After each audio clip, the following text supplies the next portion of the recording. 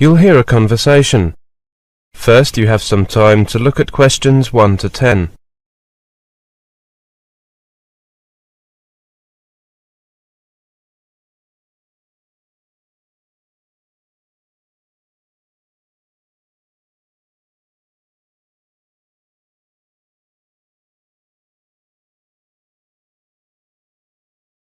Now listen carefully and answer questions 1 to 10. Good morning, Heathrow Airport Lost Property Office. How can I help you? Good morning. I lost a briefcase at your airport yesterday and would like to report it, please. Certainly, sir. Could you give me a brief description, please? Of course. It's a very light brown briefcase, about 50 centimetres wide and 30 centimetres high. It's quite distinctive because it has a bright red clasp on the front and red trimmings. The handle is black. My initials AEJ are on the clasp. Ah, just a minute, sir. I remember a briefcase matching that description being handed in yesterday.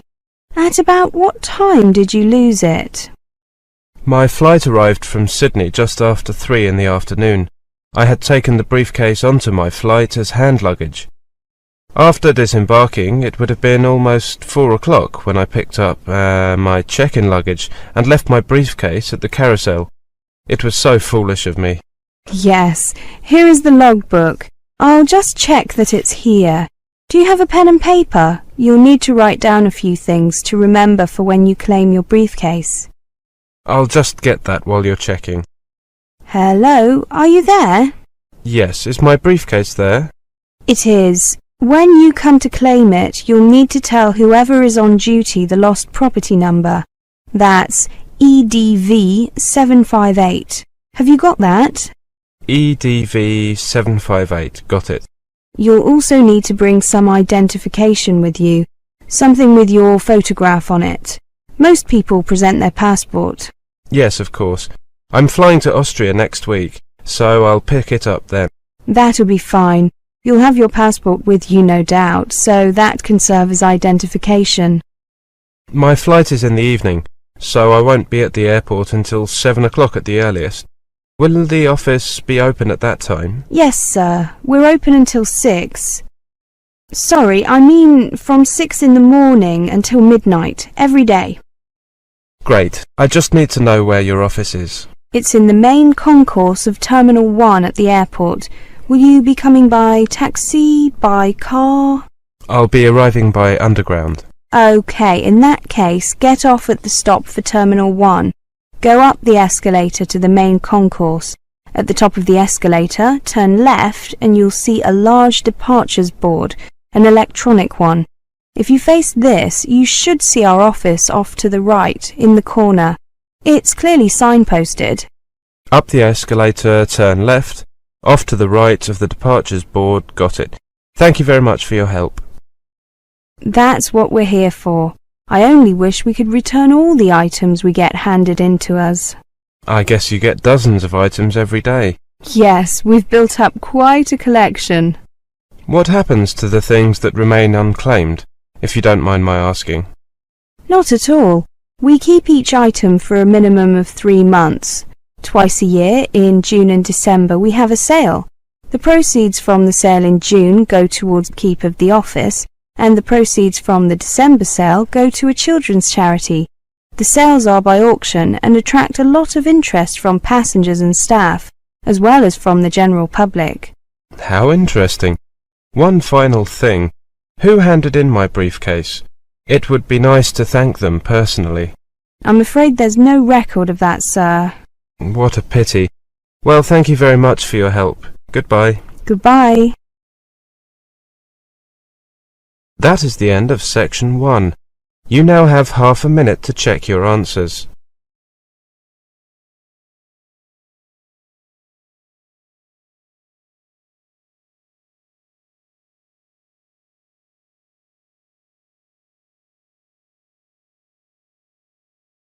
Section 2. You will hear a lecture. First, you have some time to look at questions 11 to 20.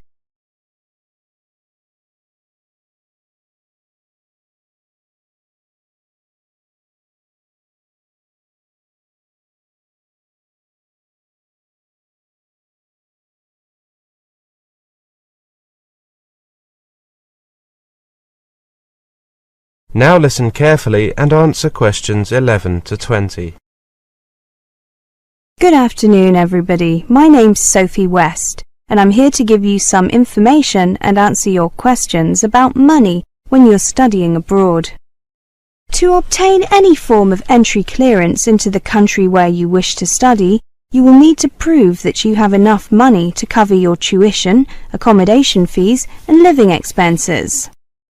Therefore, you need to arrange all your funding ahead of time. Start by working out how much money you will need. I believe that you will be having a presentation on that topic later this week, so I won't go into detail about it now. If you are hoping for a scholarship to help pay for your studies, then start making inquiries and applications now. The chance of arranging a bursary or scholarship or major funding after arrival is minimal, so it is essential to apply before you leave home. To find out what scholarships are available, you can contact the university you intend to study at and the Ministry of Education in your own country for further information. Let's look at possibilities for moving your money abroad. It is very risky to carry large amounts of cash when you're travelling. When the time comes to travel abroad, plan to take just enough cash to meet your immediate needs and send the rest of your funds by another method, such as international money order, bank draft, electronic transfer, or telegraphic transfer. Let's go through those one by one, shall we? You can buy an international money order before you leave, and then when you get to the country you're going to study in, you can pay it directly into your bank account. You can also exchange international money orders for cash at certain places. Remember to take your passport with you when you do this. A bank draft is similar to an international money order, except that you can only pay it into a bank account. You cannot exchange it for cash. Ask to have it made out to you in the local currency and draw on a local bank. That way you will not pay a commission fee when you pay it into your account, and the funds will take less time to clear. That is, to move through the system and into your account. An electronic transfer is when your bank in your home country transfers funds from your home account directly to your account abroad. This is often the easiest way to transfer money, but it cannot be arranged until you have opened a bank account abroad. Telegraphic transfer is the fastest way to send money overseas, but it is also the most expensive. As with an electronic transfer, you can only arrange a telegraphic transfer after you have opened your bank account abroad. It cannot be arranged in advance. Most English-speaking countries place no limit to the amount of money you can bring into the country, but your government may control the flow of money in and out of your own country. In that case, you'll need to find out as soon as possible how to get permission to transfer money, whether there is a limit to how much you can transfer, and what regulations you must comply with. For further information, contact your local bank for advice on how to transfer your funds abroad. When you first go abroad, you will have lots of things to do, and it may be a few days before you are able to approach a bank and open a bank account. And once you do, it may take a while for your transferred funds to clear through the banking system. So altogether, it could be anywhere from 1 to 3 weeks before you have access to the funds you transfer. Obviously, you will need some other sources of money in the meantime. The possibilities include cash, traveller's checks and credit cards. Let's take a look at each of them. As I mentioned earlier, you should not carry large amounts of cash, but do bring a certain amount to cover the costs of your first few days or so. Cash is very useful for covering small purchases, such as drinks and snacks. If any of your dependents are travelling with you, you will obviously need to bring more cash. Most international airports have 24-hour bank or bureau de change where you can change overseas currency or traveller's checks no matter what time you arrive. However, bear in mind that the exchange rates at these bureau de change are not very good. Keep this in mind when planning your cash needs. You can also exchange money at banks. In English-speaking countries, most are open from 9 a.m. to 5 p.m. Monday to Friday and on Saturday mornings. If you arrive outside those hours, plan to either exchange your money at the airport or seaport or bring enough cash to cover your needs until the banks open. Travellers' cheques are much safer than carrying cash, as they are insured against loss or theft. They can be cashed at banks and bureaux de change, and travellers' cheques made out in their local currency can also be used like cash in many shops and restaurants. But check with the staff in each case to be sure to avoid embarrassment. Credit cards are widely accepted as payment in English-speaking countries, and you can also use them to get cash from the machines at banks. However, check with your bank at home to find out how much commission you will be charged if you use your home credit card abroad. It could be quite substantial. Now, let's take a look at. That is the end of Sec 2. You now have half a minute to check your answers.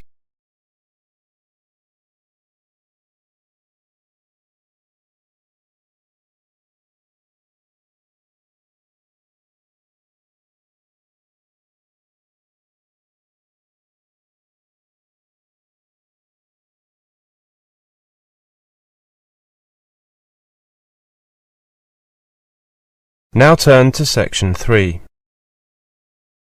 Section 3. You will hear a talk between a tutor and a student. First, you have some time to look at questions 21 to 30.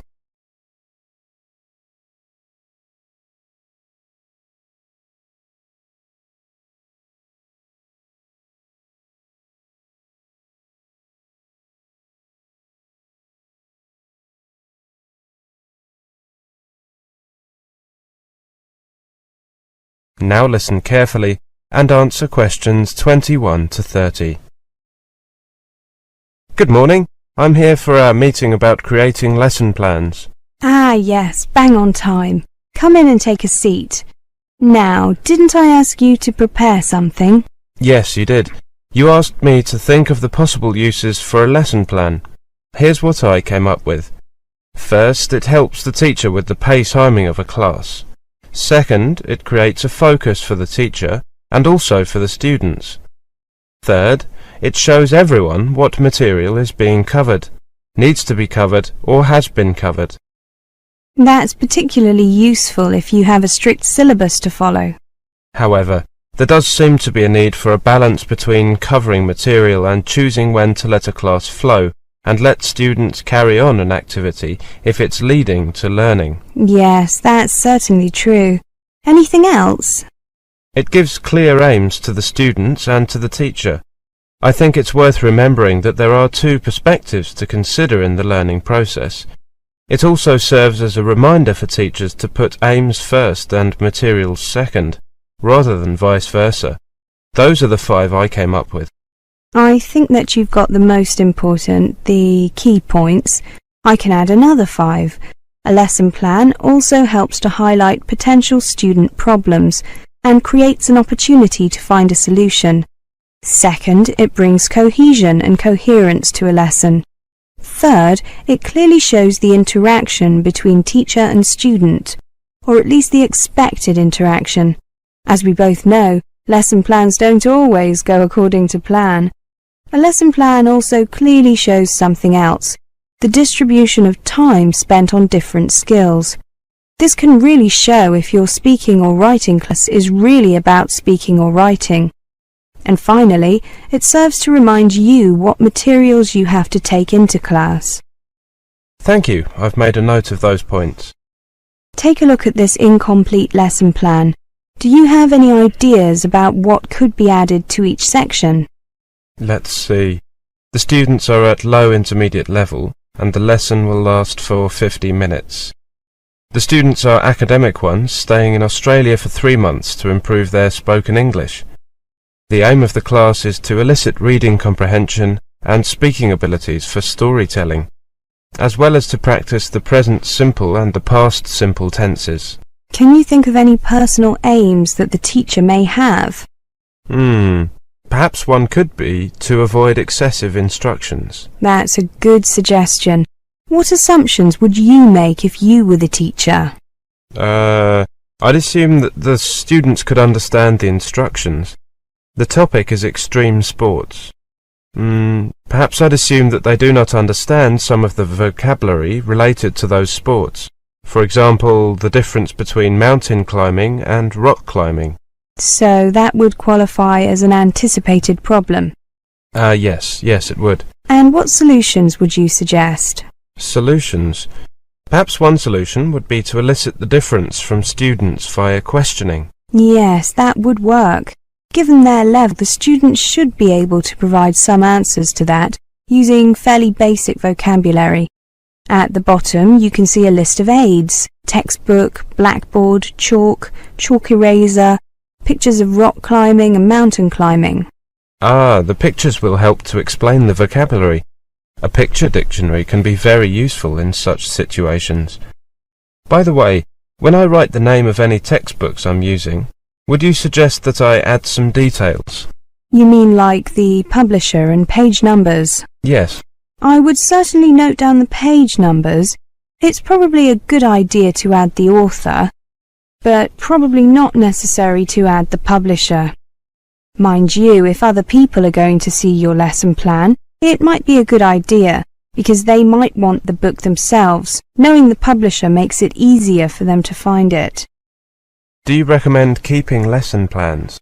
Having stored plans for years, it has become clear to me that no two classes are exactly alike, and this limits the potential for recycling lesson plans. However, one suggestion I can make is that you keep your ideas rather than necessarily the whole plan. These can be kept on postcards that are organised by topic, perhaps with cross-references for level, skill or structure, and then kept for easy access. This is really easy if you do it on a computer. Can you recommend any books for helping creation of lesson plans? My favourite book is Lesson Plans from Nothing by John Davis. You can get it from the bookstore on campus. If you're interested in knowing how others do their lesson plans, or just simply need a lesson plan now because you have no time, try these websites. That looks like a useful list. Thank you very much. That is the end of section 3. You now have half a minute to check your answers.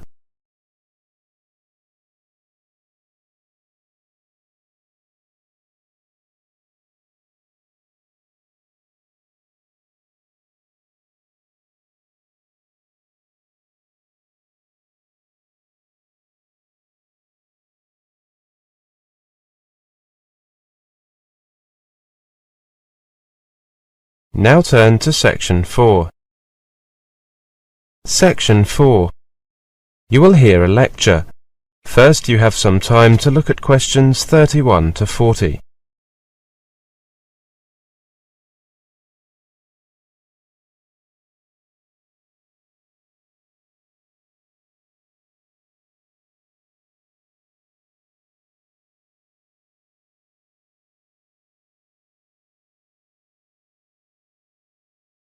Now listen carefully and answer questions 31 to 40. More and more American parents are becoming interested in having their children learn Chinese. This is not only a case of having their children attend private classes or of schools teaching the language instead of or in addition to the West European languages that are traditionally studied in the States, like Spanish, French and German. Oh no! Studying geometry can be taxing for any 10-year-old, but a select number of American schools, children are not only learning about angles, they're doing it in Chinese. This select number of schools is growing, since Chinese is a hot language thanks to China's surging economy and growing world clout. Even children as young as 6 are honing their Chinese at school, motivated by a mix of parental prodding and their own desire to do something different. I went to see one of these schools and it really is amazing when you walk into a kindergarten classroom and the children are understanding what the teacher is saying and it's all in Chinese. Half of the time, the kids aren't even aware that the teacher is speaking a different language. They just fall right into it. The United States has declared this year to be the Year of Languages, although few Americans are aware of the designation.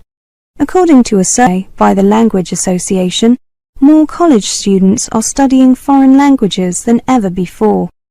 Enrollment in Chinese has risen by 20% over the past 3 years. The 1.4 million students learning 15 leading languages represents a 17% increase over the same period. However, only 9.3% of Americans are able to speak a second tongue, compared to 52.7% of Europeans, according to the Census Bureau. At first glance, weighty national priorities take a back seat to the fun of cultural exchange at Potomac Elementary. Hallways are festooned with Chinese art and learning aids, such as stuffed animals labeled with Chinese names. Children sing Chinese folk songs and American nursery rhymes in Chinese. In the 5th grade immersion class, songs and games come only after a rigorous vocabulary drill and lessons on triangles and trapezoids, all taught in Chinese. The students are good at listening and do pretty well at reading, but writing is their weak point, according to the class teacher, who has a PhD in education and was a teacher in his native Beijing. I asked 2 of the children, a boy and a girl, about their experiences of learning Chinese. The boy said that mastering Chinese characters was tough. When I asked why, he said that he finds the writing particularly hard because you have to do the strokes in the right order. The girl said that learning Chinese is cool and that she is starting to catch on to the complex writing system of characters that contain elements of meaning and sound. She pointed out that it is quite different to English because there's nothing like letters to refer to. However, she noted that she can remember how to write Coca-Cola in Chinese because it has a lot of little boxes that refer to a mouth. This visual aspect of Chinese characters and how it influences children when they are learning the language is a theme I'll return to later. Even though it is clearly the parents who are pushing for more Chinese classes, my research revealed that they are not usually pushing their children too hard, which I think is a good thing. Parents of the kids say they are loath to plan careers for 10-year-olds. To quote one of them, "Even if my child doesn't use her Chinese going forward, she's learned so much about another culture." Some of the parents are encouraging their children, directly or indirectly, by taking night classes in Chinese. This has been proven to be a great motivator. If children see their parents learning something, they will usually take an interest in learning it too, or at least take a greater interest in learning generally. Dreams of selling Coca-Cola and other American products to China have helped drive the interest in Chinese studies. According to the Language Association, 640 U.S. colleges offer Chinese programs, while 102 schools from kindergarten to 12th grade teach Chinese. Teaching Chinese is also of keen interest to the U.S. government, which launched the National Education Program in 1994 to fund university studies of languages of key world regions, including East Asia and the Middle East. In 2002, the NEP announced that it was placing particular emphasis on programs to teach Arabic, Chinese, Korean and Russian. I spoke to some students who had just started learning Chinese here at this university. All of them had learnt Chinese since the age of 11, and some had started even earlier. Student A said he had started learning Chinese 8 years ago because he thought it would be pretty fun. However, as he began contemplating college, he recognized that there were good opportunities for employment in China upon graduation. As he said, China is expanding fast, and now they need services, including lawyers and business people. Student B said that she wants to follow her father and start her own business and have an office in China. Student C said that he thought his studies would bring national gain as well as personal achievement. To quote him, "When a lot of kids like us grow up and hopefully are able to speak Chinese and get a job with businesses who are trading and doing business with China, it will be a big leap for our country." That is the end of section 4. You now have half a minute to check your answers.